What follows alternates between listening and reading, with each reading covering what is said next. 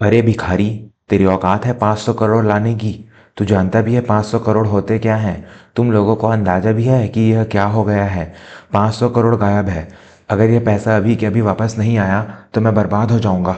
अगर कोई 500 करोड़ वापस ले आया तो मैं उसे 10 करोड़ इनाम दूंगा।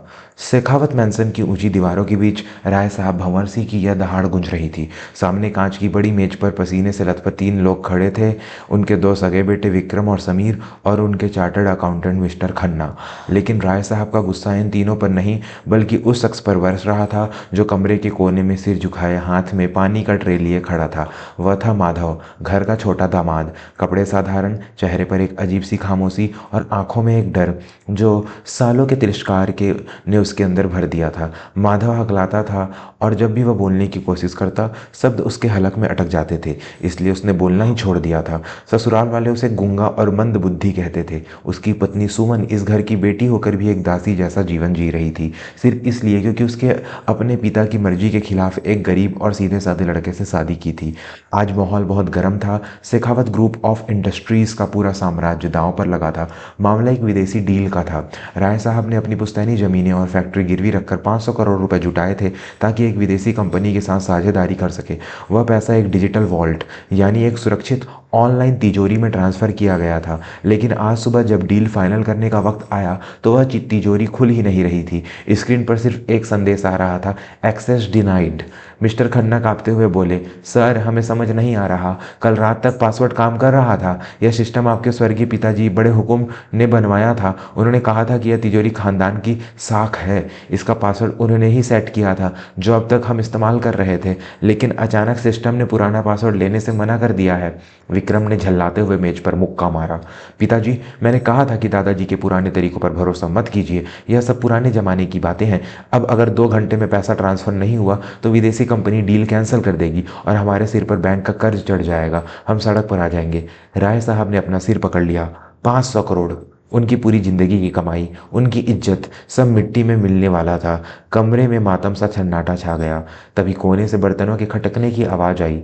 माधव ने पानी का गिलास मेज पर रखा और अपनी जेब से वह छोटी सी पुरानी डायरी निकाली। उसने कांपते हाथों से वह डायरी राय साहब की तरफ बढ़ाई। राय साहब ने उसे झिड़क दिया, हटा इसे। यहाँ खानदान की नाक कट रही है और तुझे अपनी रद्दी डायरी दिखानी है? निकल जाए यहाँ से। माधव अपनी जगह से नहीं हिला। उसने हिम्मत करके अपनी उंगली डायरी के एक पन्ने पर रखी और फिर कंप्यूटर स्क्रीन की तरफ इशारा किया। उसके होंठ फड़फड़ाए जैसे वह कुछ कहना चाहता हो, लेकिन आवाज़ नहीं निकली। विक्रम आगे बढ़ा और उसने माधव को धक्का दिया। सुना नहीं तूने? निकल बाहर। हमें वैसे ही बहुत टेंशन है, तेरा नाटक झेलने का वक्त नहीं है। माधव गिरते गिरते बचा। उसकी आंखों में पानी भर आया, लेकिन वह गया नहीं। उसने फिर से इशारा किया। इस बार उसने दीवार पर लगी दादाजी की बड़ी तस्वीर की तरफ उंगली उठाई और फिर अपनी कलाई घड़ी की तरफ। समीर ने चिढ़कर कहा, पिताजी यह पागल हो गया है, इसे गार्ड को बुलाकर बाहर फेंकवाओ। लेकिन राय साहब की नज़र माधव की आंखों पर अटक गई।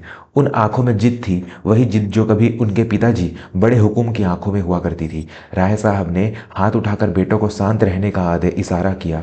रुक जाओ, राय साहब ने भारी आवाज में कहा। उन्होंने माधव की तरफ देखा। तू क्या कहना चाहता है? साफ साफ इशारा कर।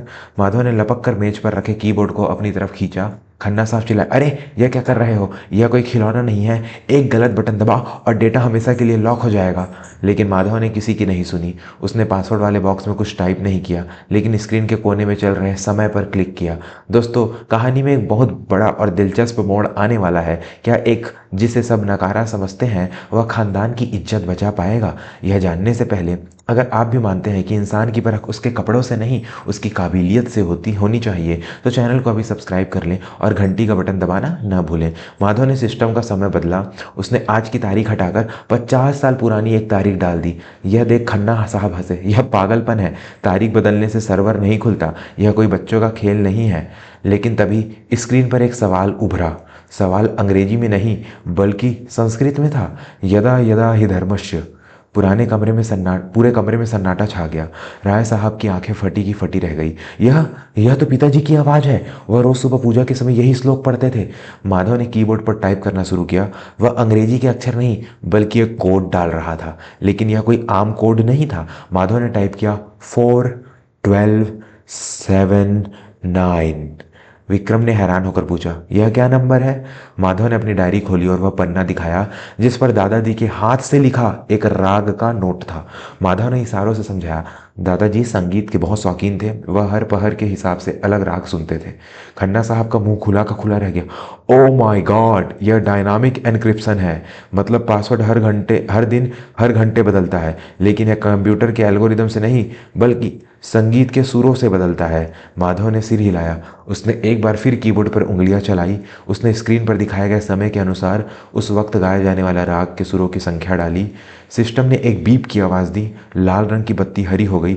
स्क्रीन पर लिखा आया, एक्सेस ग्रांटेड, वेलकम वारिस। राय साहब कुर्सी पर ढह गए। 500 करोड़ का बैलेंस स्क्रीन पर चमक रहा था। तिजोरी खुल चुकी थी। कमरे में मौजूद हर शख्स पत्थर की मूरत बना खड़ा रहा। विक्रम और समीर, जिन्होंने देश विदेश से एमबीए किया था, वे एक अनपढ़ गूंगे के सामने बौने साबित हो चुके थे। मिस्टर खन्ना, जो खुद को टेक्नोलॉजी का उस्ताद मानते थे, पसीना पोंछ रहे थे। राय साहब धीरे से उठे। वह माधव के पास गए। माधव ने डर कर अपनी डायरी छाती से लगा ली और पीछे हट गया। उसे लगा शायद अब भी उसे डांट पड़ेगी। राय साहब ने आवाज़ कांप रही थी, तुझे तुझे यह सब कैसे पता? पिताजी ने यह कोड, यह तरीका हमें कभी नहीं बताया। माधव ने जेब से एक पुराना पेन निकाला और एक कागज पर कांपते हाथों में लिखा, बाबूजी, दादाजी कहते थे तिजोरी की चाबी दिमाग में नहीं दिल में होती है। जब आखिरी दिनों में बिस्तर पर थे, आप लोग ऑफिस में व्यस्त थे, मैं उनके पास बैठता था। वह मुझे यह सब सिखाते थे। वह कहते थे कि मशीनें धोखा दे सकती है, लेकिन संगीत और संस्कार कभी धोखा नहीं देते। राय साहब ने वह कागज पढ़ा और उनकी आंखों में आंसू टपक पड़े। उन्हें याद आया कि पिछले 5 सालों में जब उनके पिताजी बीमार थे तो उनकी सेवा सिर्फ माधव ने की थी। राय साहब और उनके बेटे तो बस वसीयत के कागज तैयार करवाने में लगे रहते थे। विक्रम ने अपनी शर्मिंदगी छिपाते हुए कहा, ठीक है, तुक्का लग गया होगा। वैसे भी यह काम तो खन्ना अंकल भी कर लेते अगर उन्हें पुराने रागों का पता होता। इसमें कौन सी बड़ी बात है? माधव ने तुरंत कागज पर कुछ लिखा और विक्रम के सामने कर दिया। उस पर लिखा था, भैया, पैसा अभी ट्रांसफ़र नहीं हुआ है, सिर्फ दरवाज़ा खुला है। पैसा भेजने के लिए मास्टर की चाहिए। विक्रम हंसा, हाँ तो मास्टर की पिताजी के पास है। राय साहब ने अपनी जेब से एक डिजिटल टोकन निकाला और कंप्यूटर में लगाया, लेकिन स्क्रीन पर फिर एरर आ गया, अनऑथराइज्ड यूज़र। यह क्या हो रहा है? राय साहब चिल्लाए, यह मेरी ही कंपनी है, मेरा ही टोकन है। माधव ने आगे बढ़कर राय साहब का हाथ थाम लिया। उसने उनके हाथ से वह टोकन लिया और उसे उल्टा कर दिया। टोकन के पीछे एक छोटा सा सेंसर लगा था। माधव ने उसे अपनी उंगली पर लगाया। सिस्टम ने तुरंत आवाज़ दी, बायोमेट्रिक वेरीफाइड, माधव सिंह शेखावत। पूरा कमरा स्तब्ध रह गया। कंप्यूटर स्क्रीन पर बड़े अक्षरों में लिखा था, अंतिम स्वीकृति सिर्फ माधव सिंह शेखावत द्वारा मान्य। समीर चिल्लाया, यह क्या बकवास है? दादाजी ने इस गूंगे को ऑथराइज्ड यूजर बनाया था, हमारे सगे पोते होते हुए हमें छोड़ दिया, और इस नौकर को? खन्ना साहब ने स्क्रीन को गौर से देखा और बोले, सर, बड़े हुकुम ने सिस्टम की कोडिंग ऐसे की थी कि जब तक माधव का अंगूठा नहीं लगेगा इस खाते से 1 रुपया भी बाहर नहीं जा सकता। असल मालिक माधव है। राय साहब को ऐसा लगा जैसे उनके पैरों तले जमीन खिसक गई हो। जिस दामाद को उन्होंने हमेशा दुत्कारा, जिसे नौकरों से भी बदतर समझा, आज वही उनकी 500 करोड़ की सल्तनत का मालिक था। माधव के हाथ में अब सब कुछ था। वह चाहता तो एक बटन दबाकर सारा पैसा अपने नाम कर सकता था। वह चाहता तो आज अपने हर अपमान का बदला ले सकता था। विक्रम और समीर की नज़रों में खौफ था। उन्हें डर था कि कहीं माधव बदला ना ले ले। माधव ने एक गहरी सांस ली। उसने कीबोर्ड पर हाथ रखा। क्या माधव पैसा ले लेगा, या फिर वह फिर से अपनी दरियादिली दिखाएगा? कहानी के इस भावुक अंत की तरफ बढ़ने से पहले दोस्तों, आपसे गुजारिश है कि अगर आपको यह कहानी दिल को छू रही है तो अभी इस वीडियो को लाइक करें और कमेंट में परिवार जरूर लिखें। आपका एक लाइक हमारा हौसला बढ़ाता है। माधव ने कीबोर्ड पर टाइप किया, ट्रांसफ़र टू शेखावत इंडस्ट्रीज़। उसने अपना अंगूठा सेंसर पर रखा, प्रोसेसिंग, और फिर स्क्रीन पर आया, ट्रांसफ़र सक्सेसफुल। 500 करोड़ रुपए कंपनी के खाते में चले गए। डील बच गई, कंपनी बच गई, इज्जत बच गई। माधव ने चुपचाप कीबोर्ड छोड़ा, अपनी पुरानी डायरी उठाई और पानी की ट्रे लेकर कमरे से बाहर जाने के लिए मुड़ा। उसके लिए 500 करोड़ का कोई मतलब नहीं था। उसके लिए वह सिर्फ कागज के टुकड़े थे। उसने अपना धर्म निभाया था। रुको, राय साहब की भारी आवाज़ गूंजी। माधव दरवाजे पर रुक गया, लेकिन मुड़ा नहीं। राय साहब दौड़कर उसके पास गए। उन्होंने माधव के हाथ से पानी की ट्रे छीनकर नीचे रख दी और फिर वह हुआ जिसकी कल्पना किसी ने नहीं की थी। शहर के सबसे बड़े उद्योगपति राय भंवर सिंह अपने गूंगे दामाद के सामने हाथ जोड़कर खड़े थे। मुझे माफ़ कर दे बेटा। राय साहब का गला भराया। मैंने हमेशा तुझे तेरी जुबान से तौला, कभी तेरे दिल को नहीं देखा। मैंने सोचा तू कमज़ोर है, लेकिन असली ताकत तो तेरे अंदर थी। आज तूने साबित कर दिया कि वारिस वह नहीं होता जिसका खून रगों में दौड़ता है, वारिस वह होता है जो संस्कारों को निभाता है। माधव ने मुस्कुराते हुए राय साहब के हाथ अपने हाथ में ले लिए। उसने जेब से पेन निकाला और राय साहब की हथौली पर ही लिख दिया, पिताजी, घर नींव से चलता है, पेंट से नहीं। मैं तो बस नींव की ईंट हूँ। उस दिन के बाद शेखावत में अनसन में बहुत कुछ बदल गया। माधव अब ट्रे लेकर खड़ा नहीं होता था, वह राय साहब के बगल वाली कुर्सी पर बैठता था। विक्रम और समीर को समझ आ गया था कि डिग्रियां कागज की होती हैं, लेकिन ज्ञान अनुभव का होता है। दादाजी ने सही पहचाना था। उन्होंने अपनी विरासत किसी ऐसे को नहीं सौंपी जो उसे खर्च कर दे, बल्कि उसे सौंपी जो उसकी रक्षा करे। वह जानते थे कि जिस दिन परिवार पर मुसीबत आएगी, उस दिन पैसा काम नहीं आएगा, बल्कि वह वफादारी काम आएगी जो उन्होंने माधव की खामोशी में देखी थी।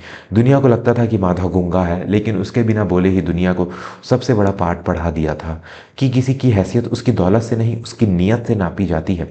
निष्कर्ष दोस्तों, इस कहानी से हमें यह सीख मिलती है कि हमें कभी भी किसी को छोटा नहीं समझना चाहिए। हर इंसान के पास एक हुनर, एक ताकत होती है जो वक्त आने पर ही दिखती है। अक्सर जिन्हें हम बेकार समझते हैं, वही हमारी सबसे बड़ी ताकत बनकर उभरते हैं। परिवार में प्यार और विश्वास पैसे से कहीं ज़्यादा कीमती होता है। आपको यह कहानी कैसी लगी? क्या आपके जीवन में भी कोई ऐसा है जिसे लोग कम आंकते हैं लेकिन वह बहुत खास है? अपने विचार कमेंट बॉक्स में ज़रूर लिखें। और हाँ, जाने से पहले चैनल को सब्सक्राइब करना बिल्कुल ना भूलें, क्योंकि हम लाते हैं ऐसी ही कहानियाँ जो दिल को छू जाएं। अगली कहानी में फिर मिलेंगे, तब तक के लिए अपना ख्याल रखें। धन्यवाद।